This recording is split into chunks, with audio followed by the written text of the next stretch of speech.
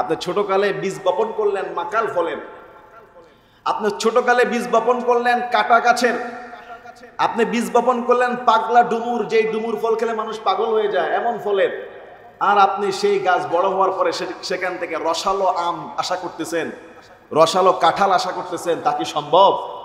ওহে পিতা মাতারা, আপনি ছোটকালে আপনার সন্তানকে যেই বীজ বপন করবেন, যেই গাছ লাগাবেন, যেই পরিচর্যা করবেন, সেই সেবাটাই, সেই ফলটাই আপনি আগামী দিনে পাবেন। এর থেকে ভালো কিছু পাবেন না। যদি ভালোভাবে পরিচর্যা করতে পারেন, যদি ভালোভাবে সেই বীজ বপন করতে পারেন, তবে ভালো ফলাফল আপনি আপনার সন্তান থেকে পাবেন। আসুন, একটা বাচ্চা জন্মগ্রহণ করার পরে পিতা মাতা হিসাবে আমার আপনার কি দায়িত্ব? একটি বাচ্চা যখন জন্মগ্রহণ করবে, জন্মগ্রহণ করার পরেই প্রথম আপনি আল্লাহর দরবারে কৃতজ্ঞতা আদায় করেন যে আল্লাহ তাআলা আপনাকে একটা সন্তান দিয়েছে। প্রথমেই আপনি ছেলে হয়েছে না মেয়ে হয়েছে এই সংবাদ শুনে মুখ কালো করবেন না। প্রথমেই বলে ওঠে যে আমার 4টা ছেলে আছে, 5 নম্বরটাও ছেলে, একটা মেয়ে দরকার ছিল। কথা বলে না, আছে না নাই? সন্তান পৃথিবীতে আসার আগেই বলে আমার 7টা মেয়ে, এবার একটা ছেলে দরকার। আরে এবারও একটা মেয়ে হইলো, প্রথমেই মুখটা কালো করে ফেলেছে। প্রথমেই সন্তান ছেলে হোক মেয়ে হোক প্রশংসা করতে হবে কার? আলহামদুলিল্লাহ বলতে হবে। 2 নম্বরে সন্তান যখন হয়ে যাবে, তার ডান কাঁধে, ডান কানে আপনি আজান দিবেন। কি দিবেন? আজান। আজান কেন দেওয়া হবে? ছোট্ট একটা বাচ্চা, আজানের শব্দ, এই আজানের মধ্যে আল্লাহু আকবার, আল্লাহ মহান, আশহাদু আন্না মুহাম্মাদুর রাসূলুল্লাহ, সাক্ষী দিচ্ছি যে মুহাম্মদ সাল্লাল্লাহু আলাইহি ওয়াসাল্লাম আল্লাহর রাসূল। হাইয়া আলাস সালাহ, হাইয়া আলাল ফালাহ, আছে না নাই? আশহাদু আল্লা ইলাহা ইল্লাল্লাহ, তাওহীদের যে উচ্চারণগুলো, ইসলামের যে ইমানের জজবাগুলো প্রথমেই একটা বাচ্চার কানে আপনি শোনায় দিলেন, তার কলিজার মধ্যে পৃথিবীতে আসা মাত্র আল্লাহু আকবারের ধ্বনি তার হৃদয়ের মধ্যে স্থাপন হয়ে গেল। সুবহানাল্লাহ। তবে আজানটাও হতে হবে কিসের মতো? আজানের মতো। আল্লাহু আকবার এরকম আজান দিলে হবে না। যদি আপনি বিশুদ্ধভাবে আজান পারেন তবে দেন, না হলে বিশুদ্ধ যে পারে তাকে দিয়ে দাওয়ান। কথা বলে না। সুন্দর একটা আজান তার কানে দেন। দুনিয়াতে আসা মাত্রই তার কানের মধ্যে ভুল আজান দেবেন না। ভুল আজান আছে না নাই? গ্রামে গেলে দেখা যায় আজান কত প্রকার, কি কি আজানের কি সুর আর কি অবস্থা।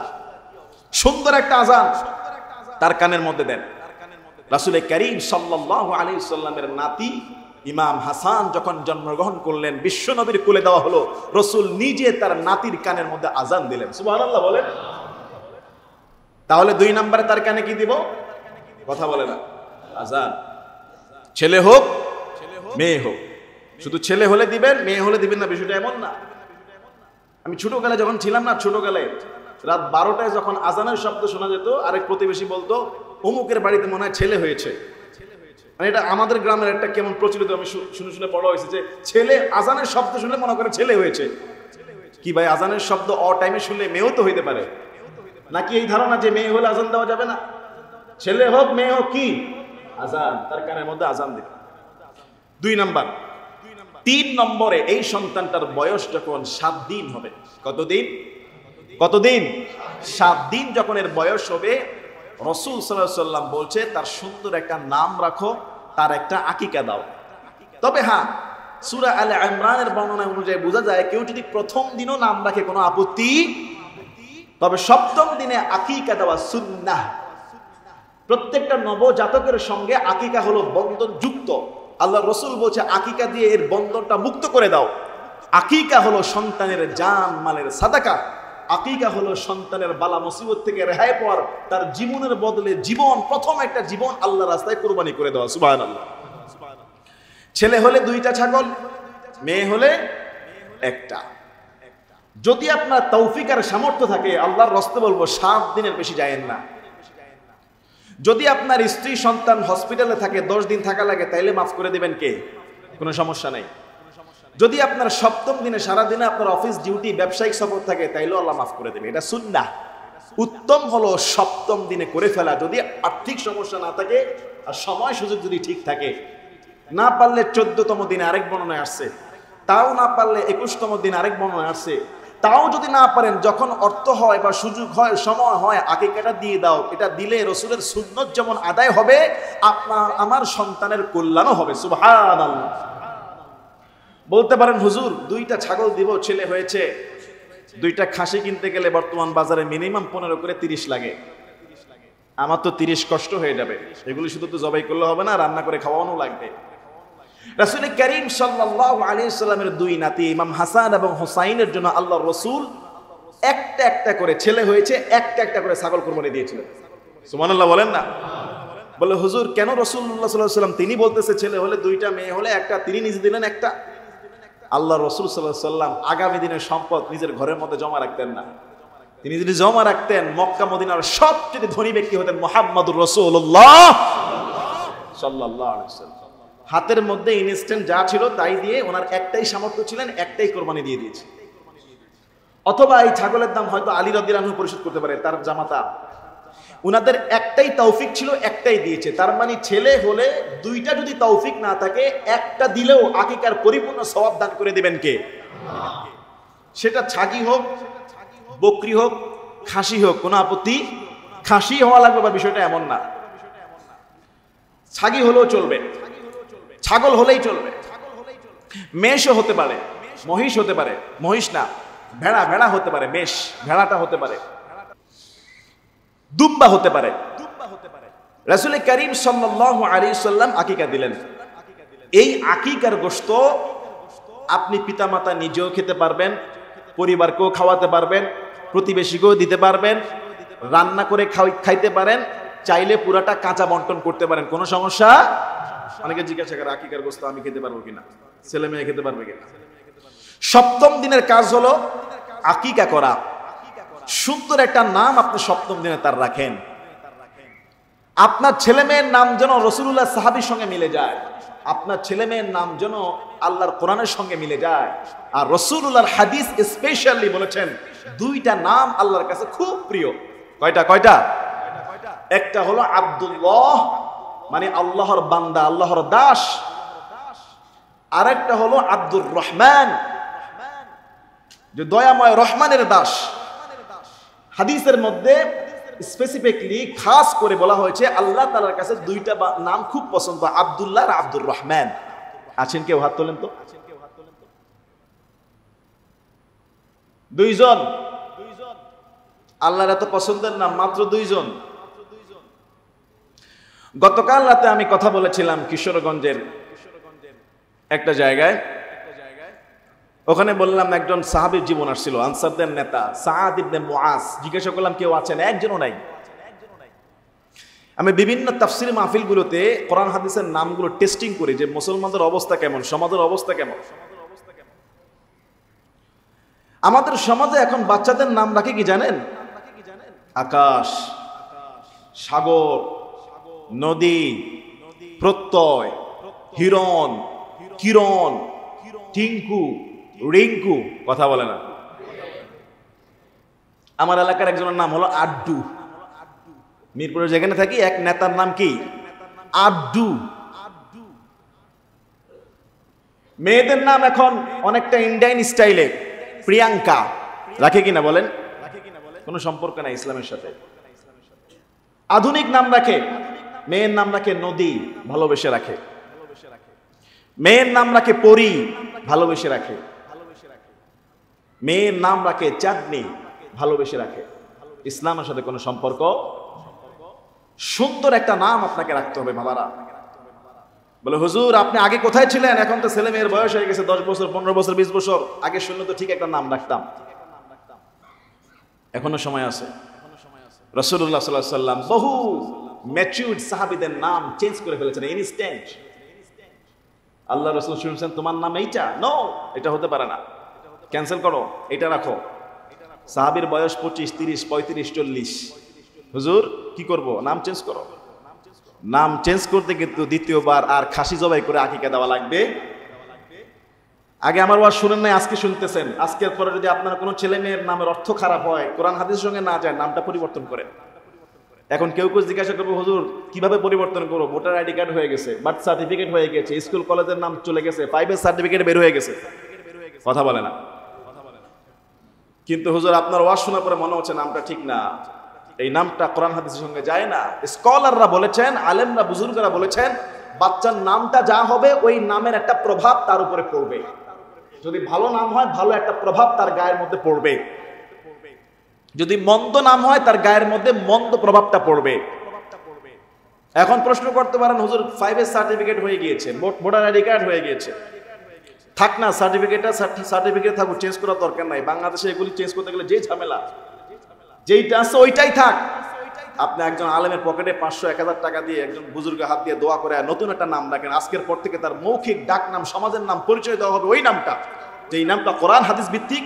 আর ভুল করে যেটা সার্টিফিকেটে উঠে গেছে ওটা কাগজে পাসপোর্টে থাকবে, কোনো সমস্যা হতে পারে কিনা বলেন? একজন মানুষের তো কয়েকটা নাম হয়, নিক নেম হয়, ডাক নাম হয়, সার্টিফাইড নেম হয়, হয় কিনা বলেন? সার্টিফিকেট নামটা যদি ভুল হয়ে যায় ওটা থাকুক, ভুলই থাকুক, সমস্যা নেই। পরীক্ষার হলে, পাসপোর্টে, আইডি কার্ডে ওটা লিখবে, কিন্তু তার ডাক নামটা প্রতিবেশীরা, ঘরের লোকেরা, নতুন কেউরা, বন্ধু বান্ধব যেন তার ভালো একটা নাম জানে, এই নামটা নতুন করে রেখে দেন। কোনো সমস্যা আছে?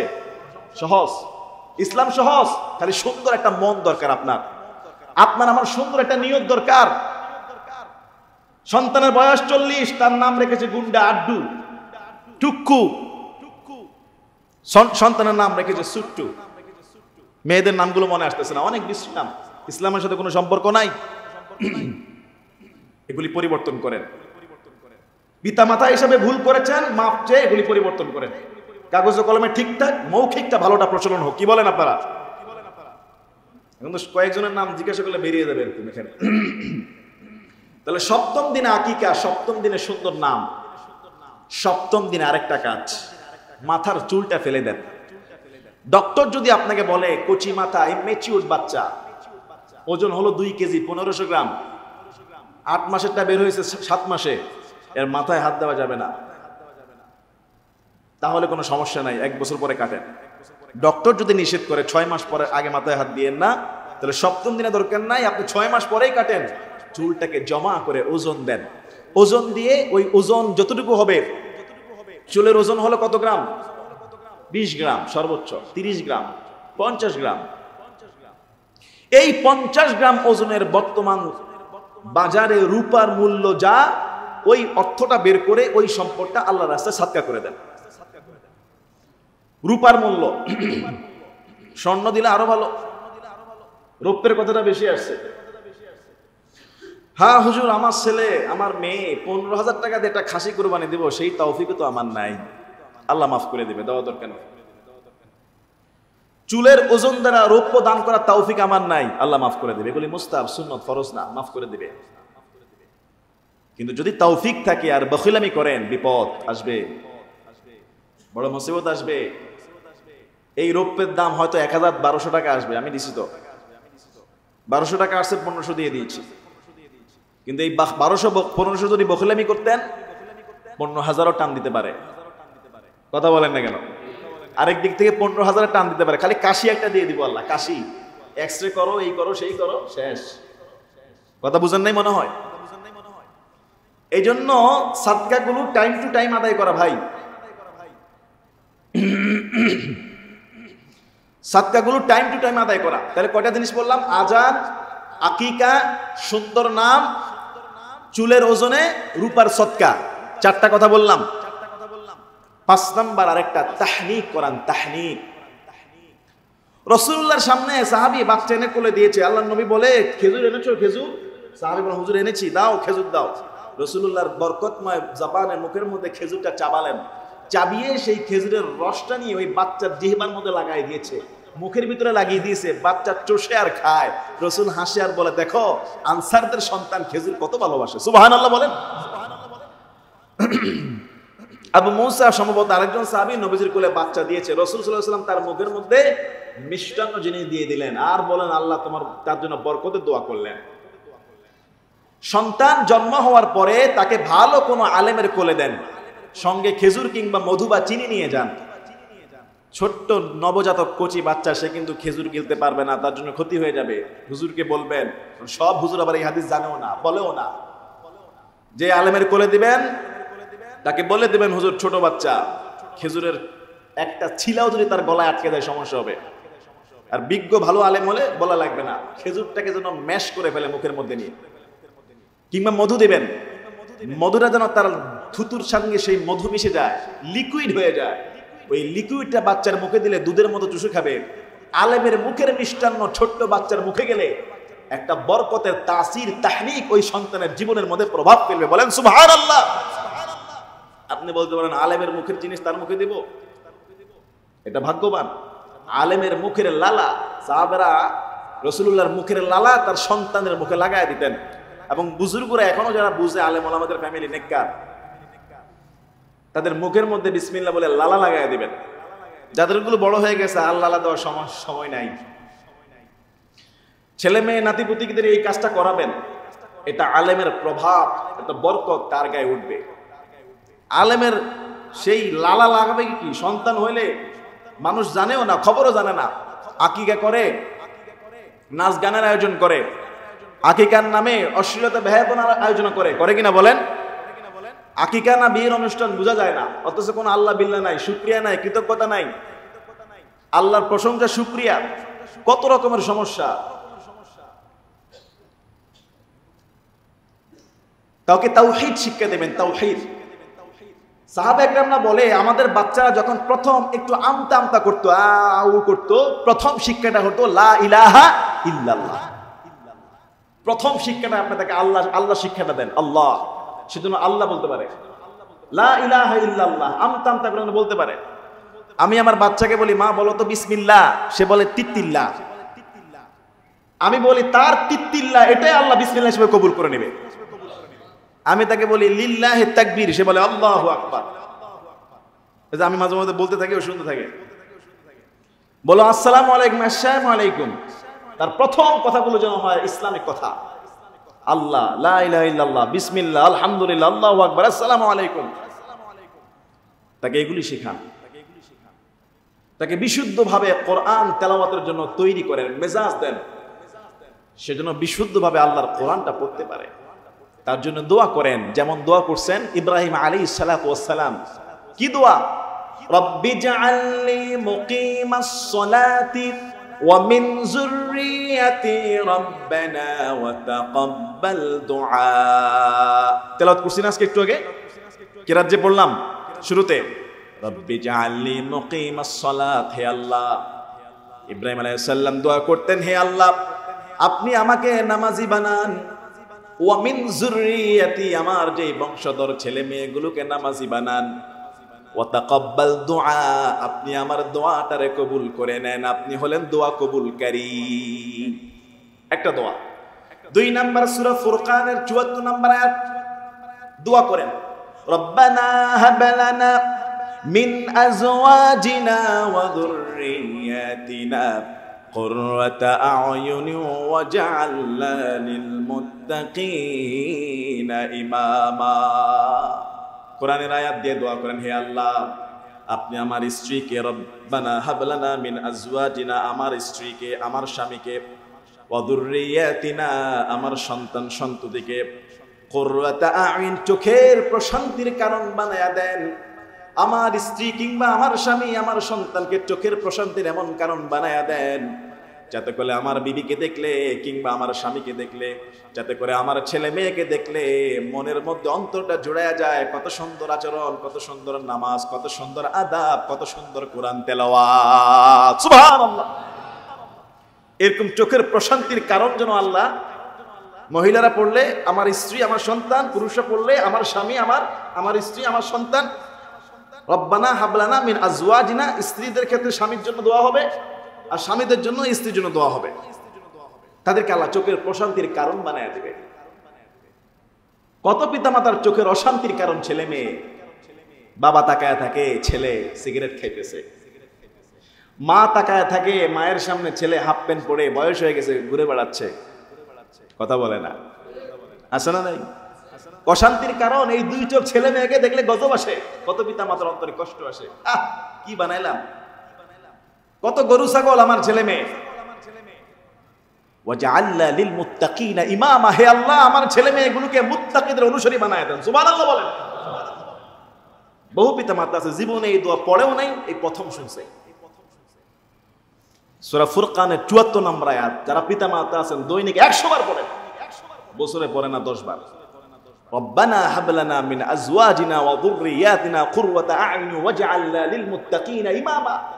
হে আল্লাহ, আমার ছেলে মেয়েকে, আমার স্ত্রীকে, আমার স্বামীকে চোখের প্রশান্তির কারণ বানায়া দেন, এদেরকে মুত্তাকিদের অনুসারী, মুত্তাকিদের দলে অন্তর্ভুক্ত করেন। দুইটা দোয়া বললাম, আরেকটা দোয়া বলি, রব্বি হাবলি মিনাস সালিহিন। আল্লাহু আকবার বলে না? আরো জোরে বলেন আল্লাহু আকবার। 23 নম্বর পারা 8 নম্বর পৃষ্ঠা, সূরা সফফাত।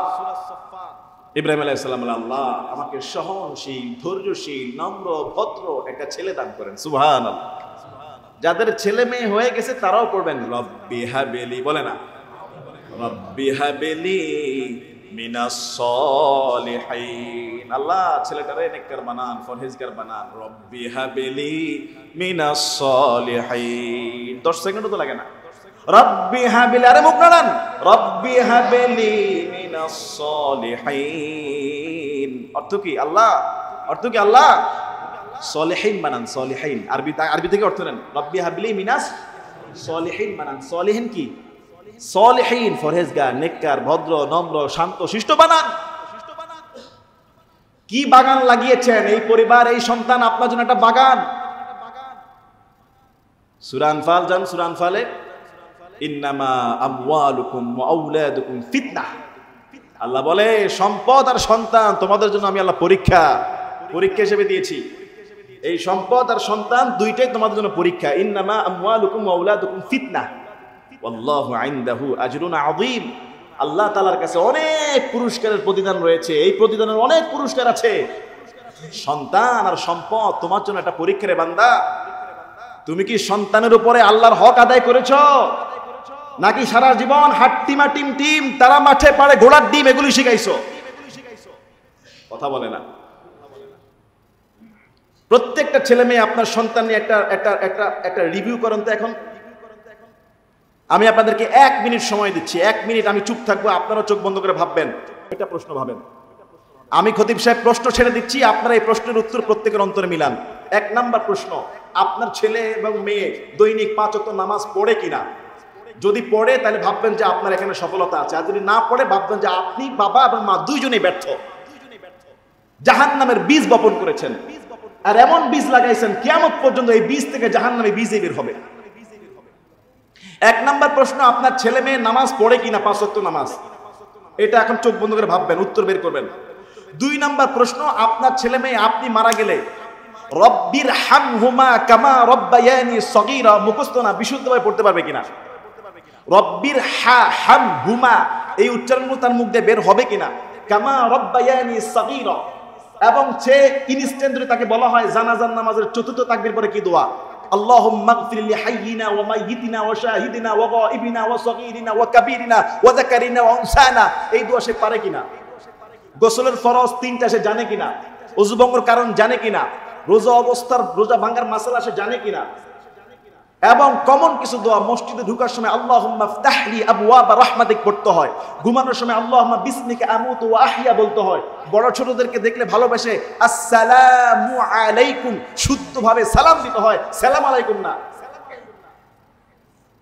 3টা প্রশ্ন, আমি আপনার ছেলে মেয়ে 5 ওয়াক্ত নামাজ পড়ে কিনা, কোরআন পড়তে পারলো বিশুদ্ধভাবে পড়তে পারে কিনা, শরীয়তের কমন যে নলেজ, ওযুর ফরজ, গোসলের ফরজ, তারপরে খাবারের দোয়া, দুধ খাওয়ার দোয়া, ঘুমানোর দোয়া, এই 3টা প্রশ্ন ছেড়ে দিলাম।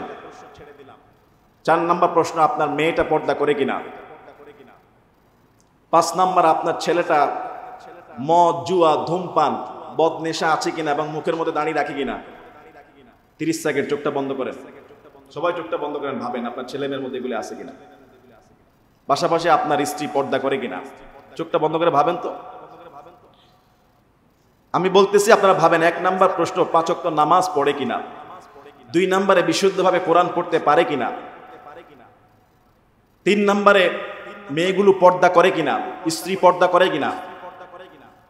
4 নাম্বারে শরীয়তের যে বেসিক জ্ঞান, খাবারের দোয়া, ঘুমানোর দোয়া, মসজিদে ঢুকার দোয়া, টয়লেটে ঢুকার দোয়া, এগুলো জানে কিনা। 5 নাম্বারে ছেলেটার মধ্যে আদব আছে কিনা, মানুষকে দেখলে সালাম দেয় কিনা, বড়দেরকে শ্রদ্ধা করে কিনা, সাহায্য করে কিনা, এগুলি দেখেন। চোখ বন্ধ করে দেখেন।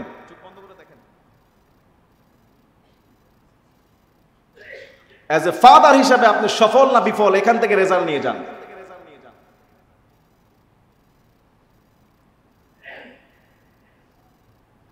কেমন বাবা আপনি ভেবে দেখেন।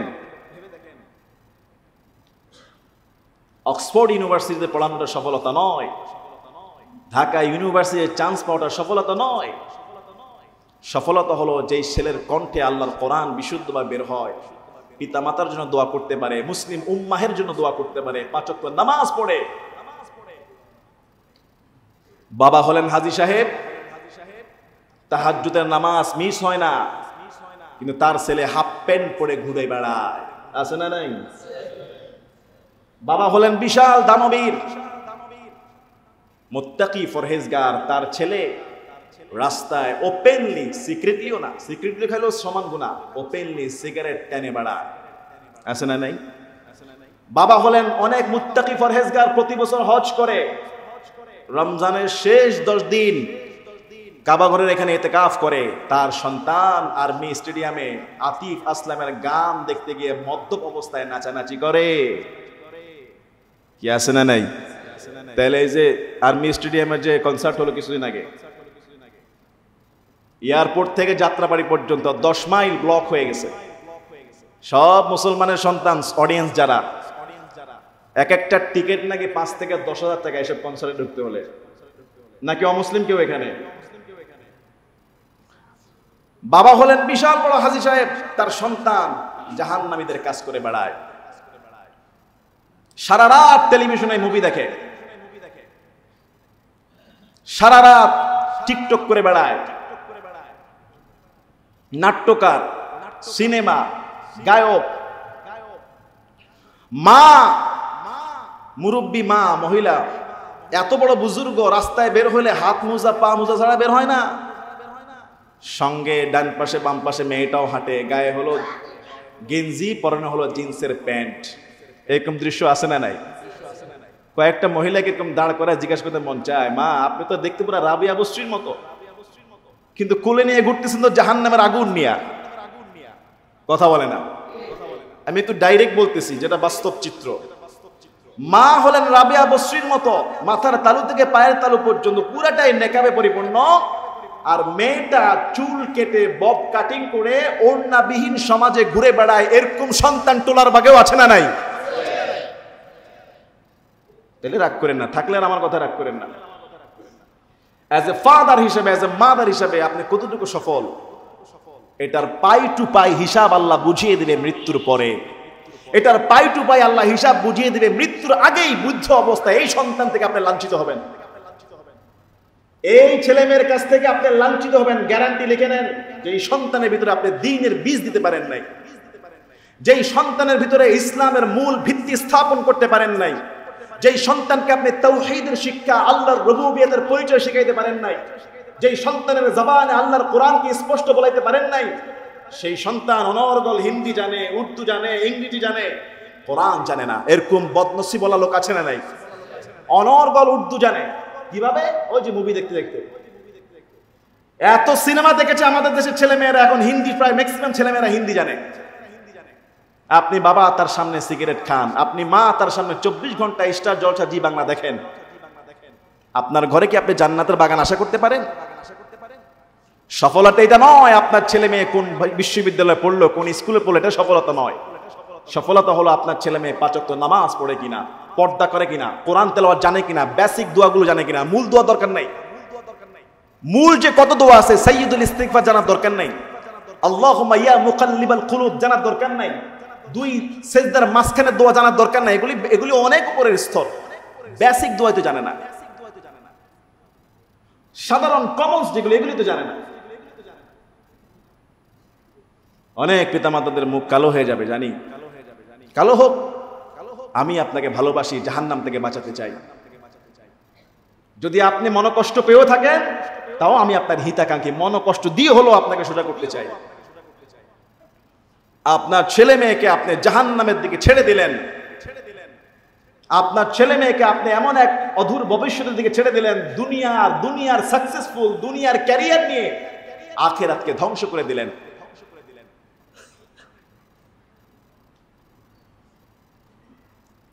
ফজরের মুসল্লিতে যখন যাই ফজরের নামাজে, তখন মনে হয় ছেলেটা 9 কি বা 8 পড়বে আনুমানিক। একটা ছেলে 5 ওয়াক্ত নামাজ ফজরের প্রথম তাকবীরের সঙ্গে পড়ে। এরকম অনেক সন্তান আছে, তাকে দেখে আমার খুব ভালো লাগে যে একটা স্কুলের ছেলে 5 ওয়াক্ত নামাজ ফজরের জামাতে শামিল হয়। একটা প্যান্ট আর গেঞ্জি পরে চলে আসে ছেলেটা, মাথায় টুপিও থাকে না, কিন্তু ছেলেটার চেহারার মধ্যে একটা নূর আছে। নামাজের পরে সবাই চলে গেল, ওই ছেলেটা বসে বসে কোরআন পড়ে, সুবহানাল্লাহ বলে, সূরা ইয়াসিন পড়ে। আমি ছেলেটার দিকে মাঝে মধ্যে তাকাই, এই ছেলেটা হয় মনে হয় 9 পড়ে, নাহলে 10 পড়বে, কতদিন পরিচয় হয় নাই, ফলো করি। একটা ইয়াং ছেলে চাইলে রাত 1টায় 2টায় ঘুমাইতে পারে, সকাল 10টায় ঘুম থেকে উঠতে পারতো। আপনার ছেলে মেয়ে ফজর পড়ে না, 7টা 8টায় উঠে পিঠের মধ্যে বড় ব্যাগ দিয়ে কোচিংয়ে পাঠায় দেন, স্কুলে পাঠায় দেন, কলেজে পাঠায় দেন, পাঠান, সমস্যা নাই। ডাক্তার দরকার আছে মুসলমানদের, ইঞ্জিনিয়ার দরকার আছে, গবেষক দরকার আছে, বিজ্ঞান দরকার আছে, তবে এমন প্রতিষ্ঠানে নয় যেই প্রতিষ্ঠানে আল্লাহর কোরআন নাই, মাসলা মাসাল নাই, আদব নাই, রাহান নাই। আলহামদুলিল্লাহ বাংলাদেশে অনেক প্রতিষ্ঠান হয়েছে এখন, এমনকি ইংলিশ মিডিয়ামের অক্সফোর্ড ভার্সনেরও অনেক ইসলামিক প্রতিষ্ঠান আলহামদুলিল্লাহ বাংলাদেশে হয়েছে,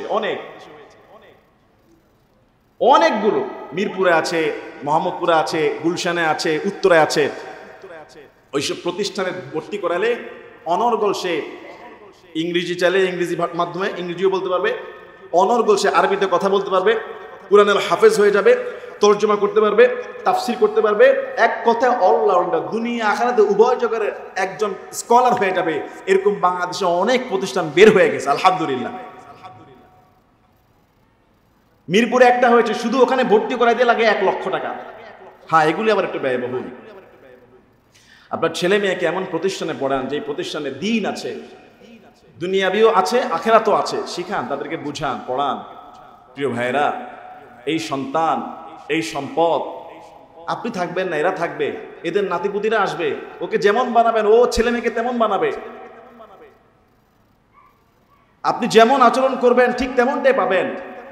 আজকের পর থেকে একটু প্রতিজ্ঞা নেন যে আমি আমার ছেলে মেয়েদের দ্বারা, আমি নিজে গুনাহগার, ছেলে মেয়েগুলোকে এমন অবস্থায় ছেড়ে দিতে চাই যাতে আল্লাহ তাআলা তাদের দোয়ার বরকতে হলো আমার আযাব মাফ করে দেয়, জান্নাত দান করে দেয়। ছেলে মেয়েদের দোয়ায় পিতামাতার জন্য কবুল হয়।